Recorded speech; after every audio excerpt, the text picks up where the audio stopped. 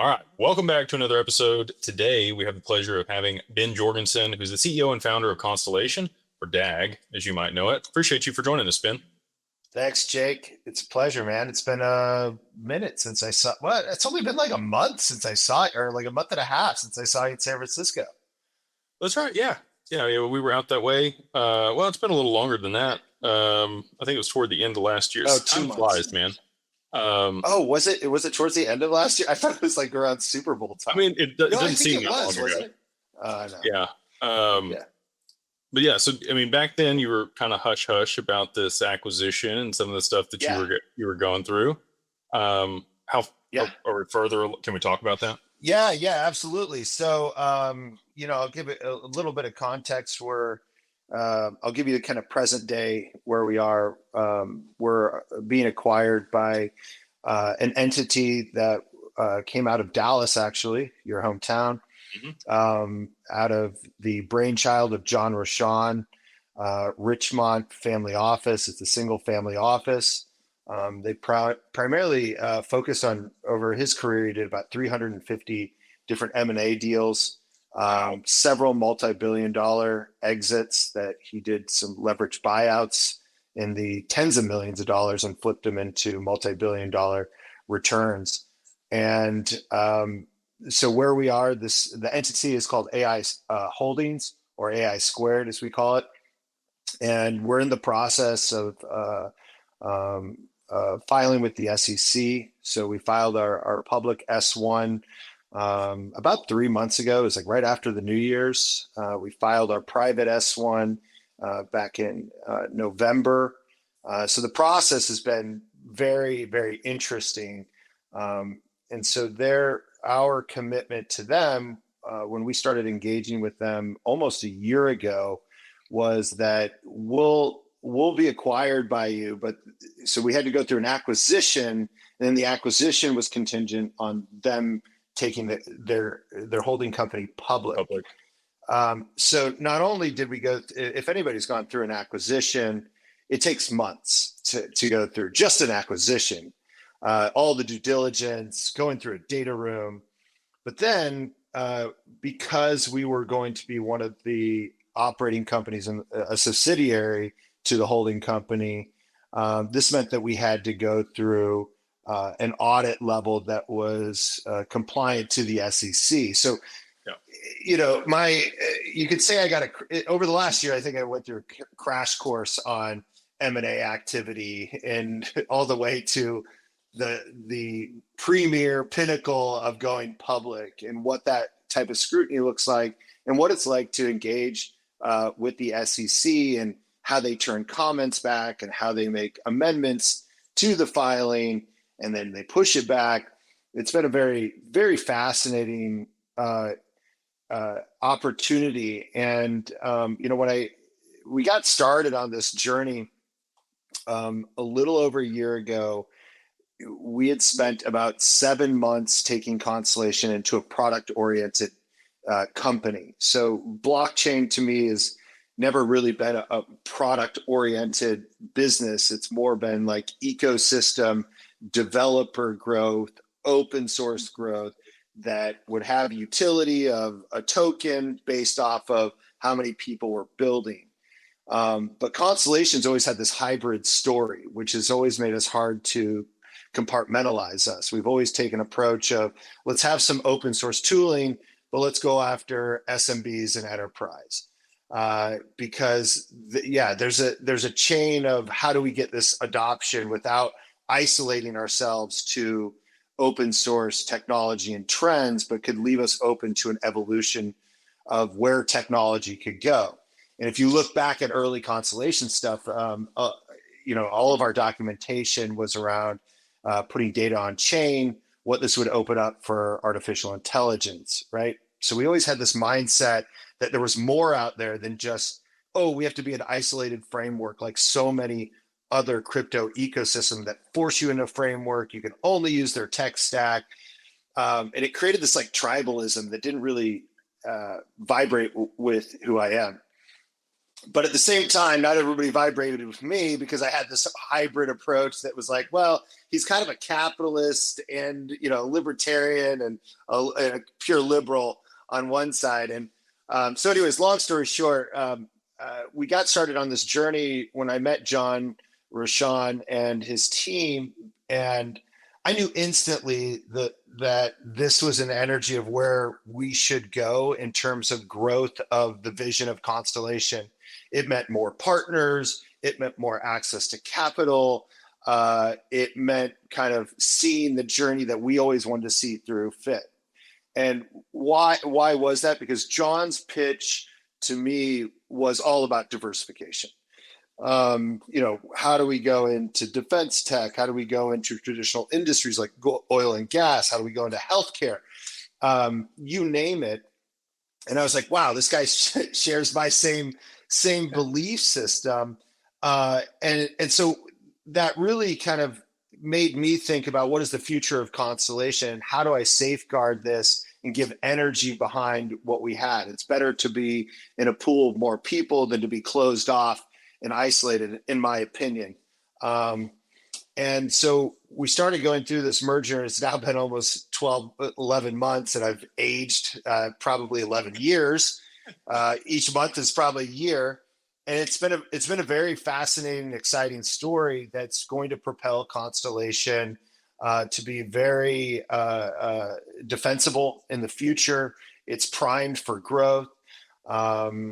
If you look at the S1, the value of the company, we valued it at 170 million.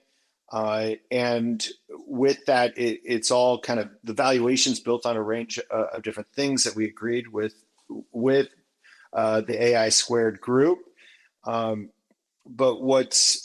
this also not only just gets us acquired, where a lot of people think of acquisitions, it's just like, hey, they're going to acquire, then they're just going to cut off everything. Right. This is actually more like a Berkshire Hathaway model, where Berkshire Hathaway, they've got like entities like Geico, NetJets, all these things, and they all have their own CEOs that report up to them. And so in the contingency of the deal is that they would, give us $25 million in growth capital that we would see fit to grow out our different product and revenue streams, as well as maintain the network, which they love our decentralized network. They love the nature of it. They love our mindset on how we think different in that context. And so it's been a really exciting story for us that, we're looking to go public here pretty soon, and we'll be one of the first public blockchains out there for people to discover and be attached to a bigger story. Well, so, like you're talking about, I see the Waltons do this in their family office. Okay. So sure. You can imagine the reach that they have, right? With Walmart, all of their vendors and all the ecosystem that they've had to build around that in order to facilitate their business at scale. Yeah. They will oftentimes do venture deals or invest in early stage startups or acquire a company that they can then use that software or that infrastructure across all of the other ecosystem players that they have. And you can imagine how much greater the value of that company becomes just because now that they have inroads to all of those different venues that they didn't even have access to before. So I see the same thing. Yeah, I see the same thing for you guys, right? Like being a metadata oracle and having a data set that you could, move on chain, zero knowledge proof, be able to share, the different components of that data with different providers to be able to do insurance or, pharmaceuticals, healthcare. There's all these different applications for the data set, and then not sharing the actual underlying data itself, but the metadata above that. I think you guys are super well positioned to, like you said, be diversified across a bunch of different applications.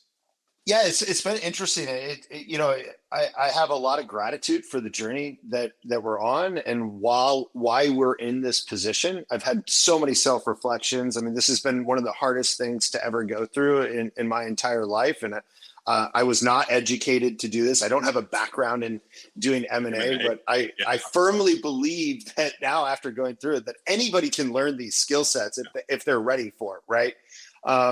And like you said, with the AI squared story, it is about acquiring traditional healthy businesses and retrofitting them to prepare for the future, Yeah. right? And so even going through this merger, what we did at Constellation is we had like a pens down moment or pencils down moment. Like, stop what you're doing. Let's be inspired by what we're going through to also set precedent on the process for other companies. So what does it look like if a construction company or an oil and gas or a bank or a healthcare company comes into? Let's put that product headset on. You go to another crypto ecosystem, there's no customer support. You got a community that's got an opinion and they've done some stuff.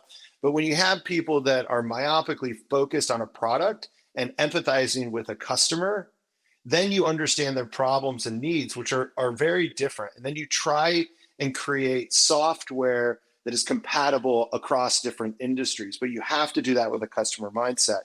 And so with the AI squared story, their whole goal is to apply proprietary AI, they call psychosymmetric AI, across all their entities to make them more productive, unlock more value, and equip them for growth. And so we took that same mindset at Constellation. We're like, okay, we've got to get out of our own blockchain bubble and prepare for what the future is. And so we're doing some interesting things from an operational standpoint on restructuring ourselves, the Octopus organization, right? It's a fascinating Harvard Business Review article that came out sometime in October of last year that talks about what entities of the future look like and how you unlock value by elevating individuals to be their own entrepreneur, and then running an entity with these kind of tentacles of businesses around the core organization. The Japanese call this a keiretsu. That's like a Mitsubishi is a keiretsu. So Mitsubishi has a banking arm, a defense arm, consumer arm, 7-Elevens, or maybe not 7-Eleven. Well, no, I think they are owned by a keiretsu, different keiretsu, but kind of a similar structure. And so Constellation took that on, and it really opened our eyes to what the future can be because of the energy of something like an acquisition, where you're like, oh, okay, we know where our story is going. Let's fill the gap. We started taking blockchain very early on and applying it to AI. And one of the major things that was eye-opening for all of us is to see that blockchain is a capability, and because of its technical complexity, it needs to fit under the stack. So Yep. so blockchain is infrastructure that's going to us, like the narrative was, blockchain is infrastructure that's going to power auditability and governance of AI going forward, that trust layer. And so we're building out, not only have we figured out the structure of how we operate, but we're also building fast new platforms that converge AI and blockchain. And those things are coming out in like the next several weeks right now. So it's been an inspirational moment for us, as well as a way to just unlock and build.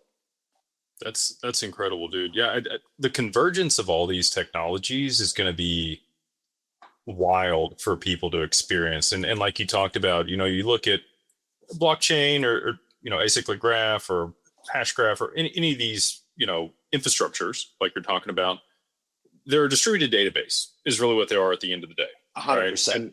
And it is just a transparent transactional layer where you can segment or hold data in an encrypted way to be able to make sure that it's verified. And then if you layer things on top of that, like you're talking about with AI, like at scale, a human can only sort through so much data per day, right? And then you can make some decisions, but an AI could comb an entire database much faster and make Yep. much better decisions probably. And so Right. pairing these two things together, I think that there's going to be a ton of different applications. Have you seen T54 and what they're doing for like AI agent identity? No, I have, but I've heard a lot on the agent identity side of things. Yeah. So they've got a deal called X402, Oh yeah, And of course. Yeah. that's the protocol We that's the on-chain verification for bot to the bot agent's payments. transactions. Yeah. Yep. Um, Yeah. but I think that that's again, like when I was at Swell a couple years ago, Ripple talked about, custody and identity. Like those are the base layers of like what they were going to need in order for like the sexy financial products to even scale on top of. I Yeah. think we're kind of in that inning for AI right now. Like we have to have the identity layer for these agents. We have to know what the Sure. legalities of them operating are. But we also have to have this base infrastructure of blockchain in place across all these different industries so that you could really scale AI on top of that to get the productivity out of it that everybody is hopeful for, right? Right. Oh, I think that's the next evolution, right? We're overwhelmed on the AI side. We're overwhelmed with all these tools that come out and trying to keep up with that. Like we never had that moment in blockchain, and that's okay. But everybody's trying to put one into the other bucket when I think blockchain serves it'll serve a massive purpose over the next year and a half. Uh, by providing kind of the governance on what all these tools are doing. And it was really interesting. We conducted a customer survey across like 3 CEOs that use OpenClaw pretty religiously, and of those people, they 2 out of the 3 won't even let their company use it because of security and auditability vulnerabilities, right? So we're What if seeing they had this a direct to blockchain? right, exactly. So what is the blockchain solution looking like? That really inspired us to think through, okay, what is this space going to look like in about a year? What are the essentials that people need? Just adding auditability may or may not be enough, but having a whole vision, which is where Constellation, under working with AI Squared, was able to kind of expand that vision in a way that we probably wouldn't have been able to do if we were just writing this story alone. So there's a lot coming down the way, which I do worry a little bit about, kind of the AI bubble popping, but it's not going to. I don't think it's going to pop the way that blockchain and crypto popped, which was like, why do we need this? Like, oh, we know we need all this, but the pop is going to be like, how much resources do we have to maintain these data centers? Where is the There's not enough. accountability? How do we? Yeah, Everybody knows that we need it. How do we use it and make sure it's auditable from from like a compliance standpoint too? you think that there'll be like AI police officers for the other AI? 100%. It's already happening. Yeah. There's, I mean, like when you look at AI agent swarm orchestration, where agents are checking the work of other agents and then they're Right. modifying the work. And all of that goes through like decision, well, we call it a decision ledger internally, but that's very like blockchain AI, Yeah. but it's making decisions and how are you getting there and who's checking the work. The same thing's going to happen, right? The X402 framework that you talked about, we've already implemented it into our product, digital evidence, where now people can use digital evidence and automate payments using the X402 standard. And little things like that, we're making evolutions, but there's a big picture in store on how we're converging the two. And I think it's one of the strongest stories we've ever had at Constellation that I'm excited to like share soon, right? Yeah. Oh, I would love to be the channel that you share that on Yeah, when that happens. for sure, Um, for sure. so, I mean, we can take this a lot of different directions, but I talk a lot about the Yeah, macro, right? yeah, And what I think is going to play out. And I've talked about, the deflationary pressure of how aggressively this technology is going to move. And like, if you knew that was coming, you would probably front run that with a lot of M2 money supply and cause massive inflation so that a deflationary depression didn't happen. But I think we're on the precipice of that. I mean, like there's going to be a lot of liquidity that gets sucked out in the near future with the reverse carry trade and some other, global geographic macro things that are going on. But what's your take on that? Like, how fast do things move from here with all of these things converging? that's a good question, because then you need to start calculating quantum into all this too, Right. which is really like it's happening right now.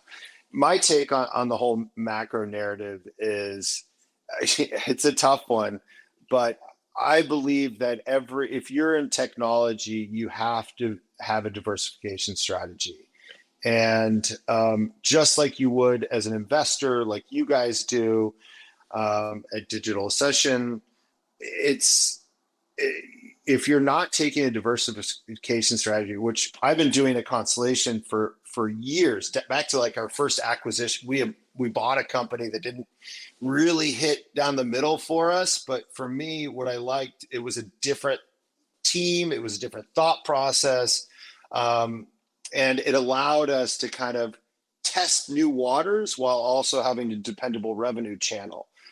We've also gone into government, and when government slows down, you kind of switch between the two and you kind of ebb and flow through this. So what's going on right now, I don't think anybody can predict. I mean, you're talking about the way capital moves, and you could easily say like, how do you play the ebbs and flows of the markets? I mean, I've seen people kind of assess if the market goes up, just start shorting, and there's just like weird events going on that I don't know if that's like mentally healthy to keep doing that. But what you can do to protect yourself, because none of us have the time to make all these predictions, is just think of diversification strategies, right? What that means is like for me, it's like what tech companies are over bloated, where they went after the engineer race and they hired tons of engineers to be competitive with each other. Now that's a stupid idea. It's creating redundancy. It's lowering your EBITDA. It's all these things that aren't making you competitive, ironically, and it's happening instantaneously. Oracle fires 30,000 people. Blockchain ecosystems that overinflated themselves are kind of confined into their own, not only their own framework, but their own operational processes. And so what you're going to see is that a lot of these bloated companies have got to operationally fix themselves before they can even begin to innovate. So my positive take on all this, without addressing the capital flows, is that smaller or mid-market companies are going to rapidly iterate and innovate, where other bloated companies, even with large amounts of cash, just can't move. Like, this is not a money problem.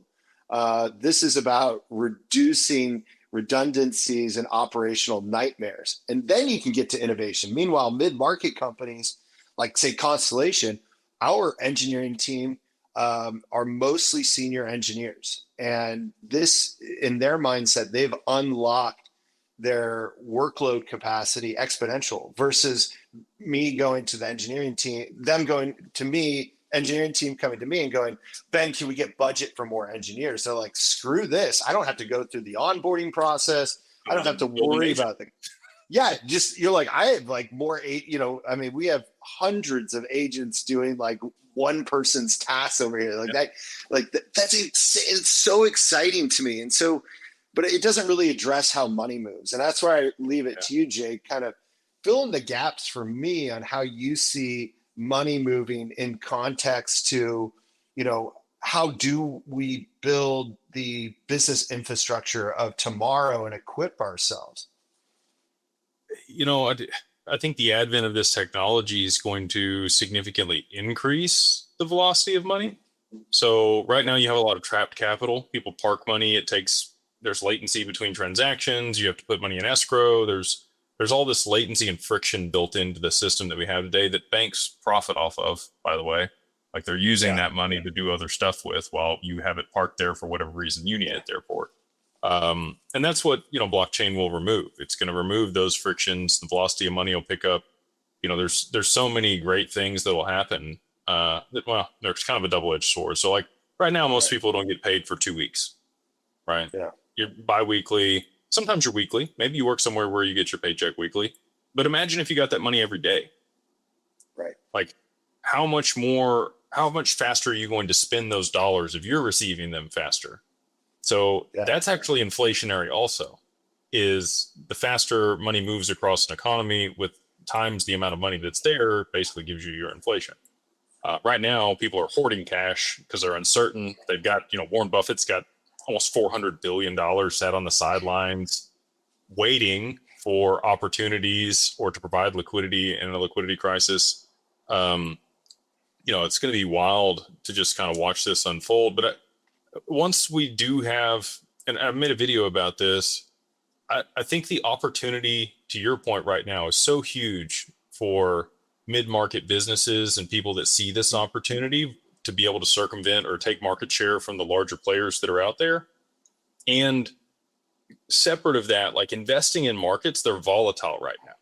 So if you can, pick the right direction on things or have a strategy to be able to benefit from either direction or harvest the volatility that's out there, you make a lot of money in a very short period of time.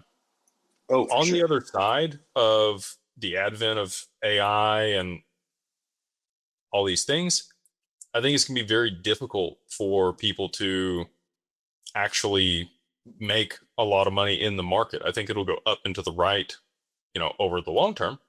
But that being said, I don't know how easy it's going to be for people to make money in the market as quickly as they have in the past. I think it'll be more of a Warren Buffett play where it is slow, steady growth over, 30, 40 years for people to actually create a retirement on the other side of this, because you're going to get a reversion to the mean as AI agents and other things are trading the market with algorithms. And you're going to take the human emotion out, right? Because that's where we get the volatility is people tend to overreact one direction to the other. We get euphoric or, there's too much pessimism in the market and people sell off. There's a fear and greed index. Once all this is done by robots, like that's going to be truncated significantly. And if trading times become real time, the spread or the discrepancy in a lot of these exchanges or your ability to arbitrage stuff is also going to be significantly truncated. So sure. I think the way that people are going to generate significant amounts of wealth in the future is going to be through business, startups or progressive technology that disintermediates things. But investing, I think, will be a much more difficult path for people to generate, significant amounts of wealth. I completely agree.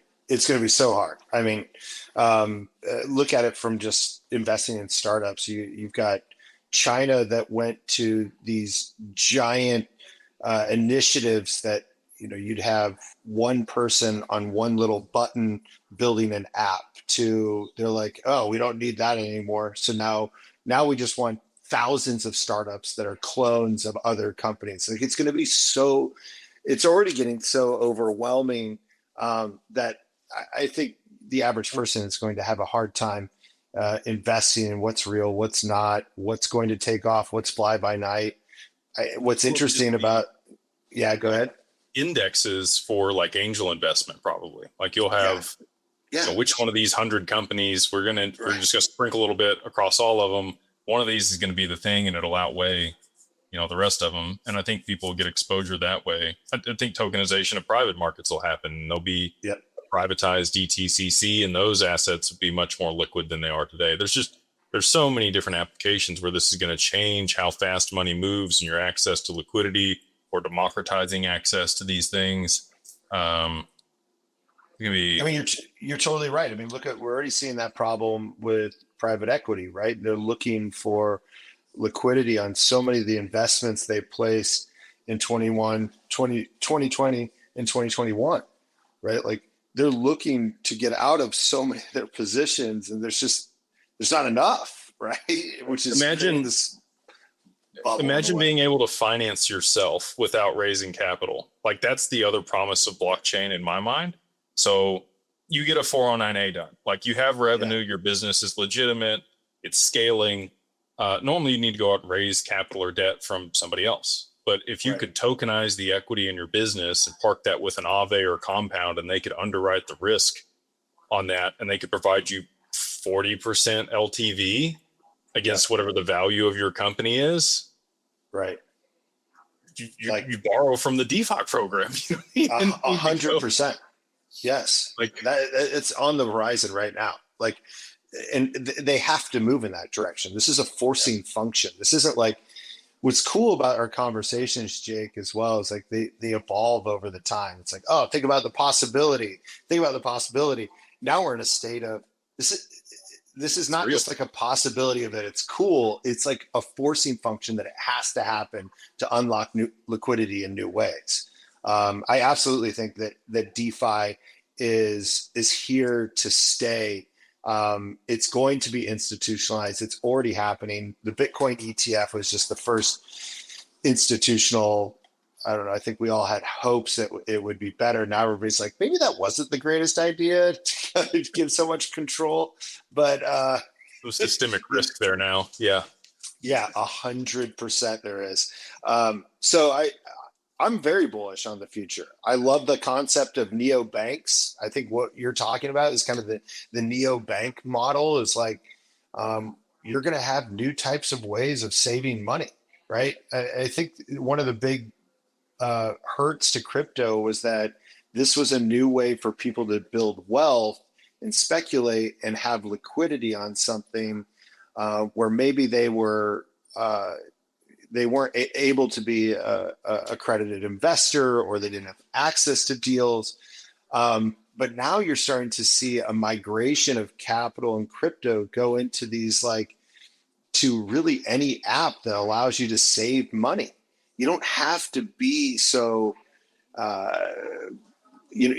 risky on what you do with your capital, and maybe that's the lesson for the whole industry is like you're really risky. It kind of feels better to be able to pay your mortgage and not, you know, and live a good Yeah. life, But so that's all happening. What does like the neobank look like, and how do people have control over their funds, but also earn a yield and be able to, get paid on a daily basis versus wait 2 days? Like, I think there's a fascinating future, and I'm even talking with like major lending institutions that are like, how do we tap into that? How do we make this more programmatic? How do we get into this Underwrite the community? risk with the Yeah, metadata. Yeah. right. Underwrite the risk with metadata, get people to borrow more money. Um, you know, uh, all of that's kind of converging very rapidly. And I think over the next like 4 years, you're just going to see a whole change of life happening with the convergence of all these different modalities and frameworks and technologies. Yeah. I think my wife, when I talk about this, she's tends to think things are going to move at the rate that they have been. So there's been technological advancements over the past 20, 25, 30 years that have been fairly rapid in comparison to previous times, right? Yeah. But I think to your point, many people are just going to be on their back foot with how quickly things progress with the advent of AI and the convergence of, quantum and all these other things at the same time. I mentioned a book to you before, and I've talked about it a couple times on the channel here, but The Future is Faster Than You Think. If you haven't read that, I highly recommend going out and checking that. But basically, it talks about, you look at Blockbuster and how they were disintermediated by Netflix. And Yeah. Blockbuster actually just closed their first and last store last year Wow. in 2025. Uh, Yeah. so they had like a 30 or 40-year expansion and then a contraction and completely out of business. They had the opportunity to buy Netflix for $50 million and didn't do it. I Instead, read they that story. added Yeah. more candy to the checkout line. Right. But my point with that is the rate at which things are going to be disintermediated moving forward is going to be exponentially faster. There'll be technologies that come out that completely eradicate an industry in a 2 to 5 year period. So you're going to have these meteoric rises of these companies that leverage AI and these other tools to be able to scale, with whatever product or service they're providing that's, generating huge amounts of value. And then there's going to be something out of left field that comes out that completely makes them irrelevant in how they're providing that product or service within a 3 to 5 year time frame. I mean, it's happening. The people that pick up on it will quickly do the Netflix to Blockbuster story, and it'll happen like a death by 1,000 paper cuts. Maybe not one person, but it's going to be a death by 1,000. You're not going to see it coming because it's a giant swarm. And I mean, I think it's an interesting point. It's like not, it's not all fear mongering as well. Like it's just like I said, small mid market companies have a huge upside in all this. Like And they have the chance to do it pretty cheap, very cheap. Very cheap compared to what it used to cost. Yeah. 100%. I mean, because like even let's take the bloat situation of like an Oracle, right? If you have all your engineers at Oracle using tokens on a different LLM of choice, you're running higher costs, right? Versus a mid-market company that's got one engineer that's now scaling 10x their work. Yeah, the costs are going up, but not to what having 100 engineers. And I think like one of the personal messages that I've been doing a podcast with you, or I did a panel at the Digital Chamber Summit a couple of weeks ago in DC, and I had this like paralyzed feeling. It's like, what the fuck am I going to talk about? Like, why would somebody come and listen to an individual in a panel or a podcast when 2 seconds away I can get, a pretty good articulation through ChatGPT or Claude? And like, I don't need the bias of an individual. So where I kind of get spiritual in a sense is that we're migrating back to authenticity, right? And authenticity, often in the ethos, you find that in a technology expression, which is validation. But on the human side of this, I kind of came up with this conclusion that I need to like talk with authenticity. I need to tell my story through time and wisdom, not through technology features and functions and how we're going to be faster and better, because nobody really wants to hear that, because they can go double check my work instantly and be like, he's a lying piece of shit. Yeah. But my story is more inspiring to those people that want to do and get started. And so I think there's a level of we're resorting back to human connection, relating, building relationships, and often finding kind of our story that only time and wisdom can tell. And so those are the valuable. So as we think about the future, yes, this technology is overwhelming, but we have to resort back to building relationships and a rapport, because that's going to be our strategic strength. Not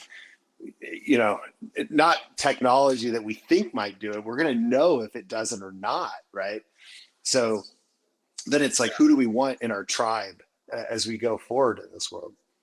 Community and connection, I think, are going to be extremely important as this technological advancements take place, and people are going to look for meaning, because normally people have derived meaning from their work. Right. And many people are going to be completely disintermediated, like Block and Oracle, like you talked about. I mean, they're already seeing large organizations wipe out total sections of their company and remove this bloat, which I get from a capitalist standpoint, right? But then what do these people do? They have to retool. They need to be re-educated. But if we have a situation where, they're able to print money in opposition to the deflationary pressure and kind of dole that out to people to kind of bridge the gap here, I think there's a lot of people that are going to move back to their passions. Like, how many people are out there that are fantastic painters or singers, or they have all these great talents or skills, but they got to work a 9 to 5 at 7-Eleven to pay their mortgage, right? Like, they don't have time to express themselves through that medium or whatever their God-given gifts are, because, well, you got to live, right? And now with inflation the way that it is over the past 5-6 years, sometimes you're working 2 jobs or 3 jobs. You can't really go after the things that would really make you happy or fulfilled. And I think there's going to be a chance for a lot of people to move back toward that as these things progress. I'm optimistic, which a lot of other people think we're moving into this dystopian paradigm. I don't think it'll be utopian or dystopian. I think it'll be somewhere in the middle. But I think people will have a lot more opportunity on the other side to, one, like you said, connect with other people, because that's going to be super important. And then 2, pursue their passions or whatever gives them fulfillment, instead of, deriving their meaning from working their 9 to 5. Couldn't agree more with you, man. I mean, you hit the nail on the head. This is a chance to be. This is a huge opportunity for all of us. Like, this is probably the biggest.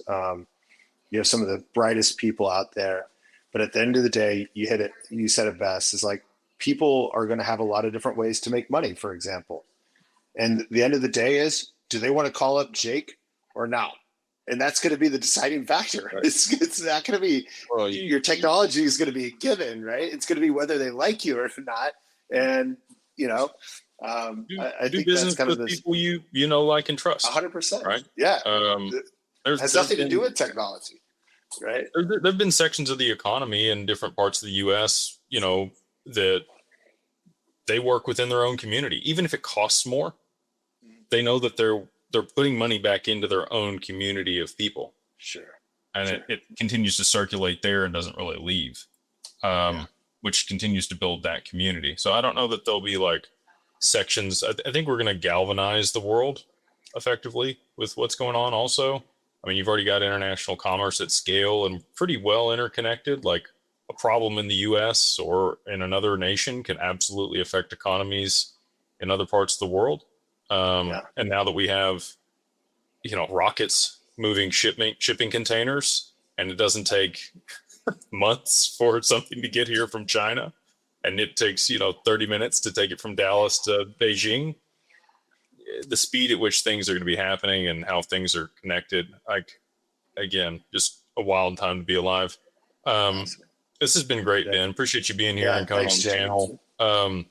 This is great. Anything you want to leave the audience with, or, you know, if somebody has some interest in working with Constellation or an application that they think your metadata Oracle would be great for, how do they reach out to you? Yeah, reach out through you. If you guys reach out to you, or, you know, and connect us, we're happy to talk. Yeah, I mean, there's a lot of great updates coming on with Constellation, the acquisition going through, and then we have, you know, kind of a slew of products that we're gearing up to release to kind of showcase what's going on in 2026 and 2027. So, like I said, I'm pretty bullish on the future. It's an exciting time for us. It's been an exhausting time, and so I just hope that I can come back on here and kind of unveil some of these products and showcase what we're doing, because I think it hits a lot of the narratives that you talked about today. So, you know, Jake, it's always a pleasure to come on, man. I'm always honored when you want to get on a call with me, as we always have these great dynamic conversations and we don't know where they go. So I love it. That's why I love it. Yeah. Yeah. Well, again, same to you. Thanks for coming back. We'll definitely have you back again. Excited for the announcements. And thank you guys for watching. Stay blessed, and we'll see you guys on the next one. Thank you.